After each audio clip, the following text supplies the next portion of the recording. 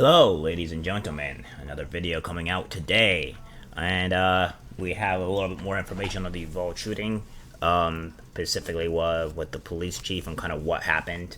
So we'll try to get more in depth into this and see what's going on here.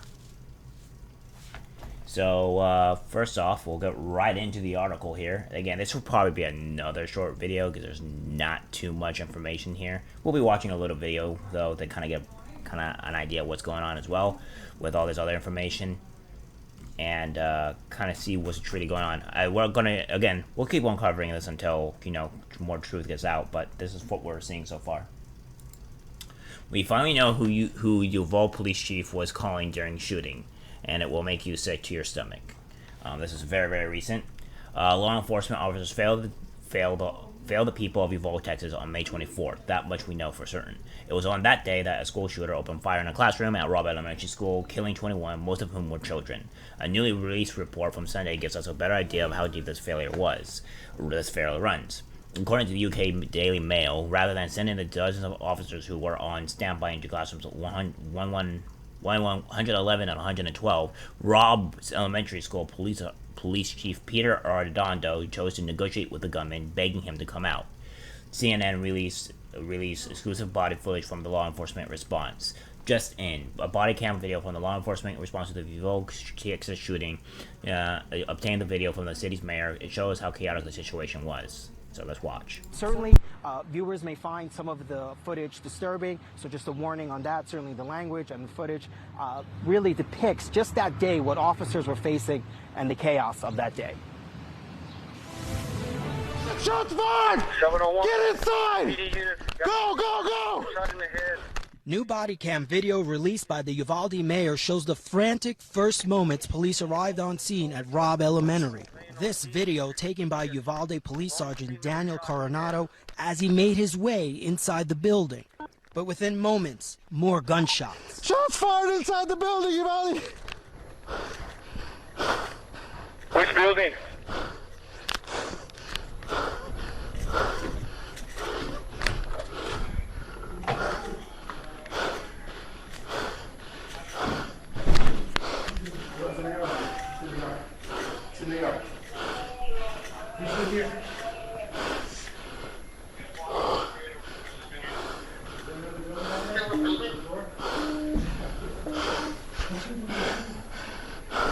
I can't break. Somebody can break. Careful, guys. Shot fired. So what I'm also seeing here as well with the shots fired, we probably won't get through this whole video because it's 10 minutes. But what I'm pretty much seeing here is that there's already cops in there, and they hear shots fired. So we know of that. This cop is obviously, from his point of view, he's running into it, obviously huffing and puffing. He seems like he's actually out of shape. But from what I'm seeing here is that there's cops there. They know the shots fired, and the cops are still not really doing anything, which this is something that we already know. So. Right up. Took your guys right up. Get there. Can't break in here. Can you somebody break?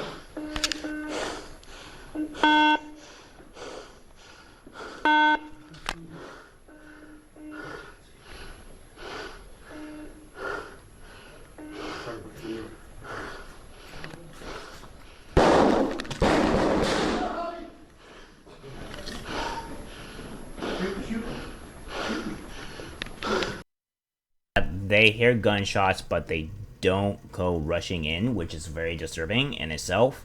I understand there's 3 cops there, but they need to do something because it's a school shooting and they need to do something, and they're not really doing anything. He's in this classroom right here on the right. Everybody in there? Take cover, guys. After taking cover outside, Sergeant Coronado gives his first update on the situation to responding officers. Okay, guys. He's inside this building. We have him contained. He's going to be on the building on the west side of the property. Careful with the windows facing east, right there. Minutes later, Coronado tells dispatch what he believes is happening, that the gunman is in one of the school's offices, not a classroom. Male subjects in the school on the west side of the building. He's contained. We got multiple officers inside the building at this time. We believe he's barricaded in one of the offices. Messed up is still shooting. But as the minutes continue to tick by, the urgency first seen by the initial response fades away. Instead, Uvalde police officers are seen hunkering down, waiting for more backup. Critical moments pass by. See, this is where we know this all happened. So, at this point, you may, and I mean, this is a very strong may, give them some type of lax if there was just 3 cops there and they only had pistols, because obviously the guy had an AR-15. So maybe you could probably justify that. But now there's multiple cops there with also AR-15s and M4s and stuff like that. So I'm not exactly sure what type of guns they actually have on them. They could be AR-15s to M4s to fucking anything. But what I'm also seeing is that... what I'm also seeing here is that there's just a lot of stuff just here specifically that they could have done something and they're just standing there. One guy's on the phone, which I think... that may be the one guy that we did a report on before that got a message from his wife, but I don't think that is. But I'm not gonna criticize this guy exactly, because I think that may be the guy that is actually contacting his wife, which was unfortunately killed in this incident. At the time, children were still alive in the classroom. At one point, you can hear Sergeant Coronado asking for permission to open a door into the hallway, where armed officers are already inside. Officers inside the building. Am I clear to open the door here on the south side of the building? It's after this moment that we learn that Uvalde Consolidated Independent School District Police Chief Pete Arredondo is inside the building, as other officers crowd around looking for guidance. Arredondo has been a central figure in the state's investigation of the shooting. DPS Director Steve McCraw calling his actions on the day of the massacre a, quote, abject failure. As more officers arrive and more in action, you can hear police begin to seek direction. What are we doing here? We also have video from Officer Justin Mendoza, who also arrived on the scene. At 11:58 local time, police helped the first students and teachers from a nearby classroom escape the building. At the same time, Sergeant Coronado can be seen helping children escape from a window outside. At this point, it had been nearly 25 minutes since police first entered the building. More than 12 minutes later, we get our first glimpse of Chief Arredondo in the hallway of Robb Elementary. You can hear him pleading with the gunman to give up, but seemingly unaware that children may still be inside the classroom. Let me know if there's any kids in there or anything. This could be peaceful. At this point, he's shooting and you don't know whether or not kids are injured or whatever. This is actually complete asinine, and this is painting it a lot worse than it really is. A lot worse than that the people were proclaiming before, right? So this video is showing exactly how incompetent and how much the police didn't do things. I understand that will be standard, like, interrogation, or not interrogation, but standard procedure for, like, try to make the person drop the weapon or whatever. But at this point, he's shooting guns, and he's shooting guns at people, etc., and you don't know whether kids are still inside. You need to drop the hammer and just end it, because at this point, you don't know. You can't just go on a whim. Could you tell me your name? Anything I can know, please? Moments later, a critical piece of the puzzle from the camera of Officer Mendoza. 911 dispatch gives a chilling account from a student still in the classroom. You have a child on the line. Hey, what was that? It's going to be room 12. I will need to. I think he is in the room full of victims at this moment. And yet, even with that information, 6 minutes go by without any sort of response. Then we see Arredondo with a set of keys, trying and failing to make entry into a classroom near where the gunman is barricaded, eventually handing the keys off to another officer, who does make entry. More heavily armored officers arrive, but no one gives the order to go in. Then suddenly, a new round of...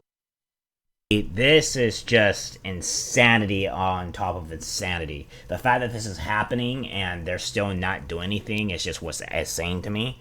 So, again, this is good to know, because this is what we can do. Because all these officers can be immediately fired for not helping these kids. So, I mean, I don't know what else we could really say. There's nothing that they could have done. There's nothing that they shouldn't have. They were not able to not do, but they were. The dispatch even told them about the victims and stuff like that, and they still did nothing. So we really need them to actually go and do their job. The problem is that they're not doing their job, and the police chief is also a critical failure. This guy should probably be in jail, honestly. He had cost the lives of 19 kids at this point. Of gunfire.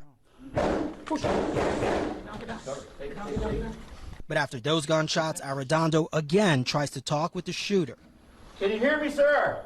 And again, This is again, the dispatch just told you that you have multiple victims, and you're absolutely refusing. You're still trying to talk. At that point, you know there's victims, and at this point, you need to go in and do your job.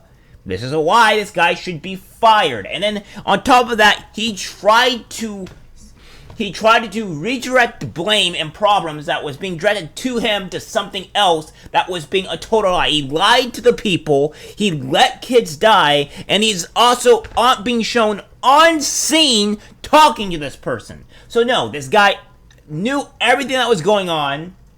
He did complete abject failure, and he has he has blood on his hands, and he deserves to be arrested immediately. minutes later, Sir, if you can hear me, please put your firearm down, sir. We don't want anybody else hurt. I know. That's what we're doing. We're trying to get him out. after no response, police still stand around without much urgency. Over the course of the next nearly 30 minutes, we see more officers arrive. The video obtained by CNN cuts out moments before police breach the classroom and kill the shooter. At this point, you don't need this many officers for this one guy. I mean, come on. It's one guy. You do not need this amount of officers, especially when you have all these other people there, alright? At 12:51 local time. By then, many young, innocent children and their two teachers were dead. And so, Ryan, this certainly paints a more complete picture. That's pretty much exactly what happened. So, we've seen this happening here, and I'm disgusted by it. I can't, it's just insane. It was, I would say, yeah, if they say it's cowardice, I would also say it's cowardice. All these people should be in jail, especially the police chief at this point, because he let kids die and people die. So this is his fault. Some of the people could have been saved, actually. Some of the kids probably actually could have been saved if they actually did something, but they didn't. Alright, guys, that's it for the video. Like, subscribe, share, and I'll see you in the next one. Take care.